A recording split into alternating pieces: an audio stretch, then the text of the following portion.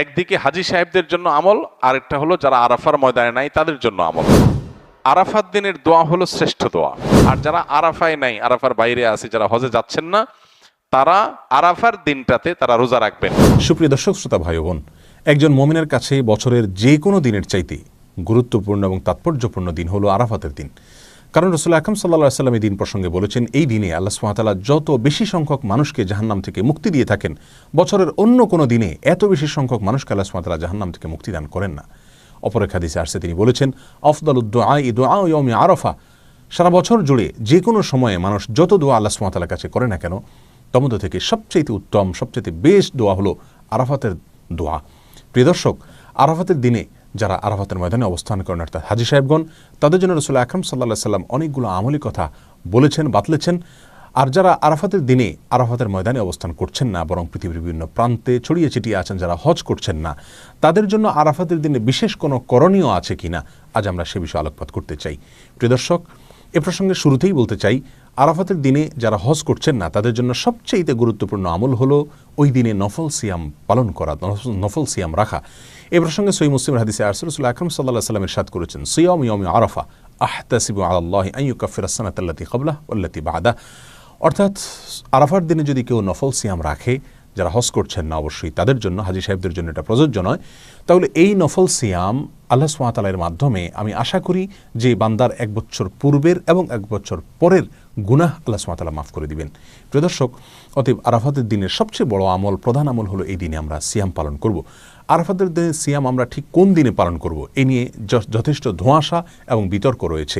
স্কলারদের মধ্যে থেকে অনেকে বলে থাকেন, যেহেতু রাসূল আকরাম সাল্লাল্লাহু আলাইহি ওয়াসাল্লাম আরাফাতের দিন বলেছেন, 9 তারিখ বলেননি, অতএব আরাফাতের দিনটি সৌদি আরবে যদিও চন্দ্র মাসের 9 তারিখ হয়ে থাকে, তারপরেও যেদিন হাজী সাহেবগণ আরাফাতে অবস্থান করছেন আমরা ওই দিনে রাখবো, কারণ আরাফাতের দিন সেটা আমাদের দেশে 8 তারিখও হতে পারে। আর অনেক স্কলারগণ বলেছেন, রাসূল আকরাম সাল্লাল্লাহু আলাইহি ওয়াসাল্লাম আরাফাতের দিনে সিয়াম রাখতে বলেছেন, আর আরাফাতের দিন যেহেতু 9 তারিখ হয়ে থাকে, অতএব 9 তারিখকেই তিনি মূলত উদ্দেশ্য করেছেন, বুঝিয়েছেন। বিধায় আমরা পৃথিবীর যে প্রান্তে থাকি না কেন, আমরা 9 তারিখে রাখবো। আমাদের দেশে যেদিন 9 তারিখ সেদিন রাখবো, সেদিন সৌদি আরবে ঈদের দিনও হতে পারে।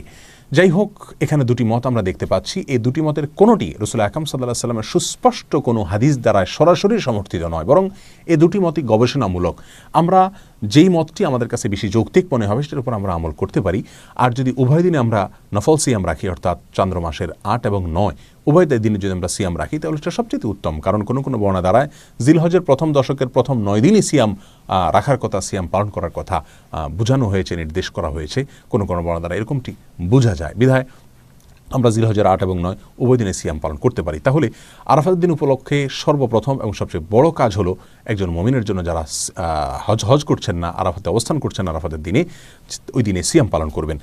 আর দ্বিতীয় আমল হলো লা ইলাহা ইল্লাল্লাহু ওয়াহদাহু লা শারীকা লাহু লাহুল মুলকু ওয়া লাহুল হামদ ওয়া হুয়া আলা কুল্লি শাইইন কাদির। এই বাক্যগুলো বেশি থেকে বেশি বলা, পাঠ করা আরাফাতের দিনে। রাসূল আকরাম সাল্লাল্লাহু আলাইহি ওয়াসাল্লাম বলেছেন, ওয়া আফদালু মা কুলতু ওয়াল আম্বিয়াউ মিন ক্বাবলি লা ইলাহা ইল্লাল্লাহু ওয়াহদাহু লা শারীকা লাহু লাহুল মুলকু ওয়া লাহুল হামদ ওয়া হুয়া আলা কুল্লি শাইইন কাদির। অর্থাৎ আমি যত বাক্য আমার মুখ দ্বারা উচ্চারণ করেছি, যত জিকির করেছি আমি এবং আমার পূর্বে যত নবীগণ যত জিকির করেছেন, তার ভিতরে সবচেয়ে উত্তম জিকির হলো এটি। রাসূল আকরাম সাল্লাল্লাহু আলাইহি ওয়াসাল্লাম এই জিকির আরাফাতের দিনে, এই দোয়াকে, এই বাক্যগুলোকে আরাফাতের দিনে পাঠ করার ফলে বিশেষভাবে নির্দেশ দান করেছেন। এই দোয়াগুলো বা এই বাক্যগুলো যদিও হাজী সাহেবদের জন্য, যারা আরাফাতের মধ্যে অবস্থান করছেন তাদের জন্য বলা হয়েছে, তারপরেও এই বাক্যগুলো যারা হজ করছেন না বা আরাফাতের দিনে আরাফাতের ময়দানে বাইরে আছেন তারাও পাঠ করতে পারেন। এটাই বিশুদ্ধ মত। কারণ রাসূল আকরাম সাল্লাল্লাহু আলাইহি ওয়াসাল্লাম এখানে নির্দিষ্ট করে দেননি যে শুধুমাত্র আরাফাতের দিনে যারা অবস্থান করছেন তারাই পড়বে, বরং আরাফাতের দিনে যে আমলগুলো আছে সেগুলো দিনের সাথে তিনি সম্পৃক্ত করেছেন। হ্যাঁ, যারা সেই দিনে আরাফাতের ময়দানে অবস্থান করে এই বাক্যগুলো বলতে পারবেন বা আরাফাতের ময়দানের যে সমস্ত আমলগুলো আছে সেগুলো করতে পারবেন, সন্দেহাতীতভাবে যারা বাইরে থেকে করছেন তাদের চাইতে তারা অনেক বেশি ফজিলতের অধিকারী হবেন, অনেক বেশি মর্যাদার অধিকারী হবেন, সেটা বলাই বাহুল্য। কিন্তু যেহেতু আরাফাতের দিনের আমলগুলোকে রাসূল আকরাম সাল্লাল্লাহু আলাইহি ওয়াসাল্লাম দিনের সঙ্গে সম্পৃক্ত করেছেন, অতএব ওই দিনে পৃথিবীর যে প্রান্তে মানুষ থাকুক না কেন, সেই দিনে যদি মানুষ বেশি থেকে বেশি সে আমলগুলো করে, তাহলে তারাও ইনশাআল্লাহ বিইজনিল্লাহ ফজিলত পাবে। অতএব আমরা দ্বিতীয় আমল হিসাবে আরাফাতের দিনে বেশি থেকে বেশি এই বাক্যগুলো পাঠ করব, লা ইলাহা ইল্লাল্লাহু ওয়াহদাহু লা শারীকা লাহু লাহুল মুলকু ওয়া লাহুল হামদ ওয়া হুয়া আলা কুল্লি শাইইন কাদির। আরাফাতের দিনের তৃতীয় আমল হলো, যেহেতু আরাফাতের দিনে সিয়াম পালন করা সুন্নাহ, আর সিয়াম পালন করলে যদি কোনো ব্যক্তি সিয়াম পালন করে তাকে ইফতার করানোর ফলে ওই রোজাদার ব্যক্তি রোজা রেখে যে পরিমাণ সওয়াব পান, ইফতার করানো ব্যক্তিকে আল্লাহ সুবহানাহু ওয়া তাআলা সমপরিমাণ সওয়াব দান করেন। অতএব আমরা আরাফাতের দিনে, যেহেতু অনেকেই রোজা রেখে থাকেন, আমরা রমজান মাসে একে অন্যকে ইফতার করাই, কিন্তু আরাফাতের দিনে, এই দিনেও যেহেতু মুসলমানদের মধ্যে একটা বড় অংশের মানুষ সিয়াম পালন করে থাকে, অতএব এই দিনে আমরা একে অন্যকে ইফতার করানোর চেষ্টা করবো ইনশাআল্লাহ। এই আমলটি আরাফাতের দিনের জন্য নির্দিষ্ট নয়, খাস নয়, বরং এটি যে কোনো সময় আমার কোনো মুমিন ভাই, কোনো মুমিন বোন যখন সিয়াম পালন করবেন, তখন তাকে ইফতার করার এই আমলটি ভ্যালিড থাকবে এবং প্রযোজ্য হবে। যেহেতু আরাফাতের দিনে অনেক বেশি মানুষ নফল সিয়াম রাখে বিধায় এই দিনে এই আমলটির কথা আমি যদিও স্মরণ করিয়ে দিলাম। আরাফাতের দিনে আরেকটি আমল আমরা করতে পারি, তা হলো বেশি থেকে বেশি আল্লাহ সুবহানাহু ওয়া তাআলার কাছে দোয়া করা। কারণ রাসূল আকরাম সাল্লাল্লাহু আলাইহি ওয়াসাল্লাম বলেছেন, আফদালুদ দুআ দুআ আরাফা। আরাফাতের দিনের দোয়া হলো সারা বছরের যে কোনো দিনের মধ্যে সবচেয়ে উত্তম, সবচেয়ে বেস্ট দোয়া। অতএব এই দিনে আমরা আল্লাহ সুবহানাহু ওয়া তাআলার কাছে বেশি বেশি করে দোয়া করব। আল্লাহ সুবহানাহু ওয়া তাআলা আমাদের সকলকে আরাফাতের দিনে নফল সিয়াম পালন করা এবং লা ইলাহা ইল্লাল্লাহু ওয়াহদাহু লা শারীকা লাহু লাহুল মুলকু ওয়া লাহুল হামদু ওয়া আলা কুল্লি শাইইন কাদির, এই বাক্যগুলো পাঠ করা এবং এই দিনে বেশি থেকে বেশি আল্লাহ সুবহানাহু ওয়া তাআলার কাছে দোয়া করা, আল্লাহ সুবহানাহু ওয়া তাআলার কাছে ক্ষমা চাওয়া। যেহেতু জাহান্নাম থেকে আল্লাহ সুবহানাহু ওয়া তাআলা মুক্তি অনেক মানুষকে দান করে থাকেন, যদিও এটা বেশিরভাগ ক্ষেত্রে এটা হাজী সাহেবদের জন্য, যারা আরাফাতের মধ্যে অবস্থান করছেন তাদের জন্য প্রযোজ্য। তারপর আমরা যারা বাইরে আছি তারাও আল্লাহ সুবহানাহু ওয়া তাআলার কাছে মুক্তি চাইতে পারি। সেই সাথে যারা সিয়াম পালন করে থাকেন আমাদের আশেপাশে জানাশোনা, আমাদের নিকটাত্মীয় অথবা প্রতিবেশীদের মধ্যে থেকে, যে কোনো মুসলমানদের মধ্যে থেকে তাদেরকে আমরা এই দিনে ইফতার করার চেষ্টা করবো। আল্লাহ সুবহানাহু ওয়া তাআলা আমাদের সকলকে আরাফাতের দিনের সমস্ত মর্যাদাগুলোকে নিজের করে নেওয়ার তৌফিক দান করুন এবং আমাদের যে সমস্ত ভাইরা আরাফাতের দিনে আরাফাতের ময়দানে অবস্থান করছেন, আল্লাহ সুবহানাহু ওয়া তাআলা তাদের সমস্ত দোয়াগুলোকে, সমস্ত নেক আমলগুলোকে, সমস্ত ইবাদতবন্দিকে, সমস্ত সুন্নাহগুলোকে কবুল এবং মঞ্জুর করেন। আরাফার দিনের রোজা এর ফজিলত অপরিসীম।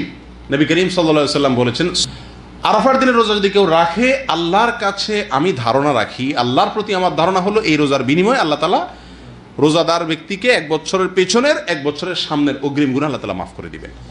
ইসলামের অন্য কোনো আমল এরকম পাওয়া যায় না যে আমল করলে অগ্রিম আল্লাহ সুবহানাহু ওয়া তাআলা গুনাহ মাফ করে দিবেন। আরাফার দিনের রোজার এত ফজিলত যে পেছনের তো বটেই, সামনের 1 বছরের আল্লাহ সুবহানাহু ওয়া তাআলা ছোটখাটো গুনাহগুলো কি করবেন? মাফ করে দিবেন। অতএব আরাফার দিনের রোজা আমাদের সকলের রাখা উচিত। কিন্তু এই রোজা রাখতে গিয়ে একটা বিভ্রান্তির মুখোমুখি আমরা হই, একটা প্রশ্নের মুখোমুখি আমরা হই। সেটা হলো যে আমরা আরাফাতের দিনের রোজাটা বাংলাদেশে মানুষেরা কোন দিনে রাখবো? আমরা কি 9 তারিখে রাখবো নাকি 8 তারিখে রাখবো? কারণ হাজী সাহেবরা আরাফাতে যেদিন অবস্থান করেন সেদিন আমাদের দেশে 8 তারিখ হয়, চাঁদের কি থাকে 8 তারিখ থাকে। তো আমরা কি হাজী সাহেবরা আরাফাতের মধ্যে অবস্থান করছেন সেদিকে তাকায় 8 তারিখেই রাখবো, নাকি হাজী সাহেবরা সৌদি আরবে যেহেতু 9 তারিখে আরাফাতের ময়দানে অবস্থান করছেন, অতএব ওই 9-এর দিকে তাকে আমরা 9 তারিখে রাখবো? এটা নিয়ে একটা ধোঁয়াশা, একটা প্রশ্ন আমাদের ভেতরে কমবেশ আছে। এই প্রশ্নের উত্তরে আমরা কি করব সে করণীয় ক্ষেত্রে আমি সংক্ষেপে বলতে চাই, এক্ষেত্রে ওলামায়ে কেরামের 2টি মত আছে এবং 2টা মতই গবেষণামূলক। এর কোনোটাই কোনো হাদিস থেকে স্পষ্টভাবে সমর্থিত না, বরং উভয় মতই যার যার বুঝ এবং গবেষণা লব্ধ। কোনোটিকেই সঠিক বা ভুল এটা বলা বুদ্ধিমানের কাজ হবে না। অনেক ওলামায়ে কেরাম বলেন, আমরা হাজী সাহেবরা আরাফাতের ময়দানে যেদিন অবস্থান করবেন, পৃথিবীর সকল প্রান্ত থেকেই আমরা হাজী সাহেবদের ওই অবস্থানের, আরাফাতের অবস্থানের দিনেই কি রাখবো? রোজা রাখবো। এটাই হলো আরাফাত দিনের রোজা। যদি সেদিন কোনো দেশে ঈদ না হয় তাহলে আমরা রাখবো, সেটা আমার দেশে 8 তারিখ হোক 7 তারিখ হোক দেখার দরকার নেই। এটা হলো অনেক ওলামায়ে কেরামের মত। অনেক ওলামায়ে কেরাম বলেন না, আমরা 9 তারিখে রোজা রাখবো আমাদের দেশে, সেটা হাজী সাহেবদের আরাফাতে অবস্থানের পরের দিন হয়, অর্থাৎ এদেশে সৌদি আরবে ঈদের দিন হয়, ওই দিন আমাদের দেশে 9 তারিখ, আমরা 9 তারিখে রাখবো। কেন? কারণ নবী করিম সাল্লাল্লাহু আলাইহি ওয়াসাল্লাম যে আরাফাতের দিনে রোজা রাখতে বলেছেন, আসলে 9 তারিখকে, জিলহজের 9 তারিখকে আরাফাতের দিন বলা হয়। এখানে তারিখটা হলো উদ্দেশ্য, আরাফাতের দিন এটা হলো শুধুমাত্র নাম। জিলহজের 10 তারিখে ইয়মুন নাহর বলা হয়, জিলহজের 9 তারিখে ইয়মে আরাফা বলে, জিলহজের 8 তারিখে ইয়মুত তারবিয়া বলে। এগুলো হলো